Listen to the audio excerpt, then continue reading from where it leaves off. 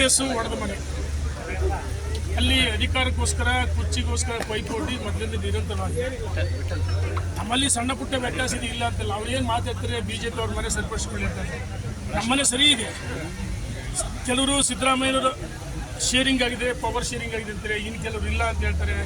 DK Shivakumar ಮೌನವಾಗಿದ್ದು ಮುಂದಿನ 2028 ವಿಧಾನಸಭೆ ಚುನಾವಣೆ ನನ್ನ ನೇತೃತ್ವದಲ್ಲಿ ಹೇಳ್ತಾರೆ. ಕೆಲವರು ಸಚಿವರುಗಳು ಏನು ಪರಿಶಿಷ್ಟ ಜಾತಿ ಪಂಗಡ ಹಿಂದೂ ವರ್ಗ ಈ ರೀತಿ ಸಮಾಜಗಳಲ್ಲಿ ಸಂಘರ್ಷ ಆಗ್ತದೆ. 100% ಕಾಂಗ್ರೆಸ್ ಹೊಡೆದ ಮನೆ. ಮುಖ್ಯಮಂತ್ರಿ ಕುರ್ಚಿ ಕೆಲವರು ಖಾಲಿ ಇಲ್ಲ ಅಂತ ಹೇಳ್ತಾರೆ, ಕೆಲವರು ತಬಲ್ ಹಾಕಿದ್ದಾರೆ ಅಂತ ಹೇಳ್ತಾರೆ. ಕಾಂಗ್ರೆಸ್ಸು ಬಹುಶಃ ನನಗೆ ಹೇಳಿದ್ರೆ ಕರ್ನಾಟಕ ಮಹಾರಾಷ್ಟ್ರದಲ್ಲಿ ಹೆಂಗೆ ರಾಜಕೀಯವಾಗಿ ಸಂಚಲನ ಆಯಿತು, ಕರ್ನಾಟಕದಲ್ಲಿ ಅದೇ ರೀತಿ 100% ಕ್ಷಿಪ್ರ ಕ್ರಾಂತಿ ಆಗುತ್ತೆ ಅಂತ ಹೇಳಿ ಇಚ್ಛೆ ಪಡ್ತೀನಿ.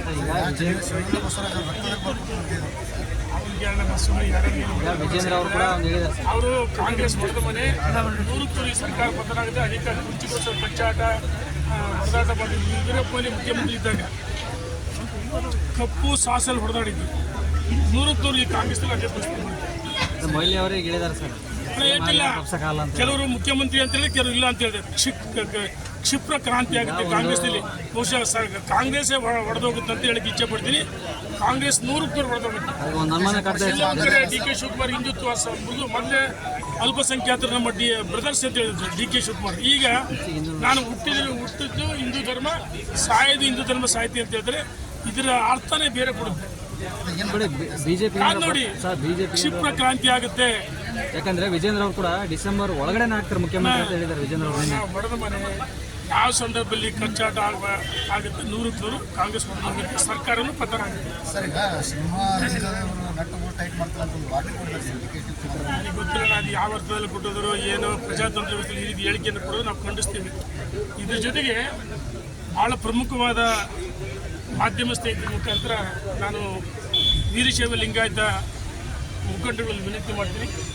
ಎಲ್ಲ ಒಂದು ಕಡೆ ನಮ್ಮ ಸಮಾಜ, ನಾವ್ಯಾರು ಬರೀ SC ST ಬ್ಯಾಕ್ವರ್ಡ್ ವಿರೋಧಿಗಳನ್ನ, ರಾಜಕಾರಣಕ್ಕೆ ಎಲ್ಲ ಸಮಾಜದ ಮತಗಳು ಬೇಕು. ಎಲ್ಲ ಸಮಾಜಗಳಿಂದ ನಾವು ಯಡಿಯೂರಪ್ಪನವ್ರು ಮುಖ್ಯಮಂತ್ರಿಯಾಗಿದ್ದು ನಾವೆಲ್ಲ ಅಧಿಕಾರ ಹೊನ್ನಾಳಿ ಕ್ಷೇತ್ರದಲ್ಲಿ ಜಾತ್ಯತೀತವಾಗಿ ಎಲ್ಲ ಸಮಾಜಗಳಿಂದ ನಾನು 3 ಬಾರಿ ಶಾಸಕರಾಗಿದ್ದೀನಿ.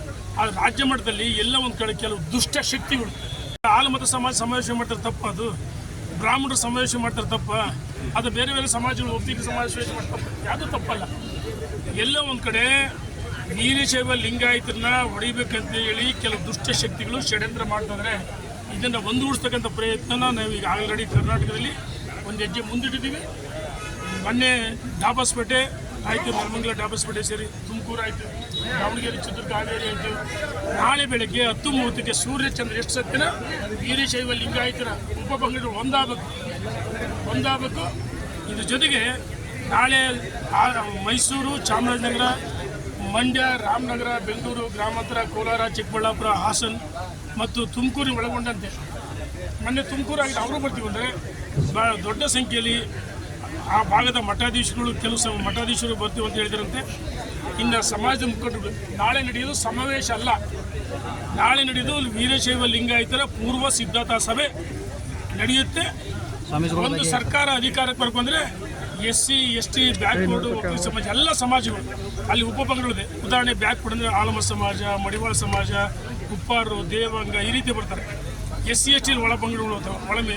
ಹಾಗಾಗಿ ನಾಳೆ ಸೂರ್ಯಚಂದ್ರ ಎಷ್ಟು ಸತ್ಯನೋ ನಾನು ಸಮಾಜದ ಮುಖಂಡರಲ್ಲಿ ವಿನಂತಿ ಮಾಡ್ತೀನಿ. ಅರಮನೆ ಆವರಣ ಮೈಸೂರು ಗ್ರ್ಯಾಂಡ್ ಗಾಯತ್ರಿ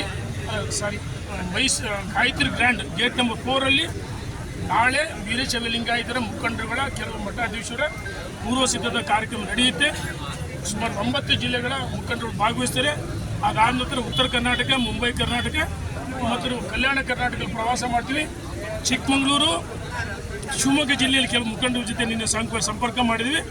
ನಾಳೆ 4ನೇ ತಾರೀಕು ಅಲ್ಲಿ ಸಭೆಯನ್ನು ಸೇರಿ ಯಾವ ಭಾಗದಲ್ಲಿ ಮುಖಂಡರುಗಳು ಅವೆಲ್ಲ ಒಟ್ಟಾಗಿ ಒಂದಾಗಿ ಪ್ರವಾಸ ಮಾಡ್ತೀವಿ. ನಾಳೆ ಎಲ್ಲ ಮುಖಂಡರುಗಳ ಜೊತೆ ಚರ್ಚೆ ಮಾಡಿ ಭಾಳಷ್ಟು ಜನ ಹೇಳ್ತಿದ್ರೆ ದಾವಣಗೆರೆ, ಮಧ್ಯ ಕರ್ನಾಟಕ ಸೂಕ್ತ ಅಂತ ಹೇಳ್ತಾರೆ. ಇದಕ್ಕೆ ನಾನೊಬ್ಬನೇ ತೀರ್ಮಾನ ತಗೊಳ್ಳ. ಮುಂದಿನ ಸಮಾವೇಶದ ದಿನಾಂಕವನ್ನು ನಾಳೆ ಎಲ್ಲ ಮುಖಂಡರುಗಳ ಜೊತೆ ಸೇರಿ ಚರ್ಚೆ ಮಾಡ್ತೀವಿ. ಇದು ಯಾವುದೇ ಕಾರಣಕ್ಕೂ ಯಡಿಯೂರಪ್ಪನವರು, ವಿಜೇಂದ್ರ ಅವರು ನಮಗೆ ಕಾರ್ಯಕ್ರಮ ಮಾಡಿ ಅಂತಿಲ್ಲ, ಅವ್ರು ಮಾಡಬಾರ್ದು ಸೂಚನೆ ಕೊಡ್ತಾರೆ. ಅದು ನಾವು ಹೇಳ್ತೀವಿ, ಇದು ಸಮಾಜದ ಕಾರ್ಯಕ್ರಮ ಮಾಡ್ತೀವಿ ಅಂತ ಹೇಳಿದ್ದೀವಿ. ನಾಳೆ ವೀರಶೈವ ಲಿಂಗಾಯತರ ಮುಖಂಡರ ಸಭೆ ನಡೆಯುತ್ತೆ. ದಯಮಾಡಿ ಮುಖಂಡರು ಬರಬೇಕು. ರಾಜ್ಯದ ಉದ್ಯೋಗಕ್ಕೆ ಪ್ರವಾಸ ಮಾಡ್ತೀವಿ. ಇವತ್ತು ಸಮಾಜವನ್ನು ಹೊಡೆಯತಕ್ಕಂಥ ಕೆಲವು ದುಷ್ಟ ಶಕ್ತಿಗಳಿಗೆ ಉತ್ತರ ಕೊಡ್ತೀವಿ. ಬರಕ್ಕೂ ತಂಬೇಕು, ಇದು ಯಾರನ್ನೂ ಕರೆದಿಲ್ಲ. ಈ ರೀತಿ ಡೋಂಗಿ ಬಿಡ್ಬೇಕು ರಾಜಕಾರಣ. ನೀವು ಅಭಿಮಾನಿದ್ರು ಬರ್ಬೇಕಾಯ್ತು. ನಾವೇ ರವೀಂದ್ರನಾಥ್ ಬಂದರು ಪಾಪ, ಇಡೀ ವಯಸ್ಸಿನಲ್ಲಿ ಅಭಿಮಾನಿಂದ ಬಂದರು. ಇಲ್ಲಿ ಯಾವುದೇ ಮುಖಂಡರು ನಾವು ಕರೆಯಲ್ಲ. ಇದು ವೀರಶೈವ ಲಿಂಗಾಯತರ ಯಾವುದೇ ಶಾಸಕರ ನಾವು ಎಲ್ಲರೂ ಆಹ್ವಾನ ಮಾಡ್ತೀವಿ. ಯಾವಾಗ ದೊಡ್ಡ ಸಮಾವೇಶಕ್ಕೆ ಆಹ್ವಾನ ಮಾಡ್ತೀವಿ. ಈಗ ನಡೀತಕ್ಕಂಥ 2ನೇ ದರ್ಜೆ ಮುಖಂಡರು ಸಭೆಗಳು ನಾವೆಲ್ಲ ಕಡೆ ಸಭೆಗಳು ಮಾಡೇ ಮಾಡ್ತೀವಿ. ಅವ್ರು ಬೇಕಾದಂತ ರಸ್ತೆ ಕರೆ ಮಾಡಿ ಕರೆದಿದ್ದಾರೆ, ಯಾರೋ ಸಮಾಜ ಕರೆದಿಲ್ಲ ಅಂತ. ಸಮಾಜದ ಬಗ್ಗೆ ಅಭಿಮಾನಿದ್ರು ಬರ್ಬೇಕಾಯ್ತು.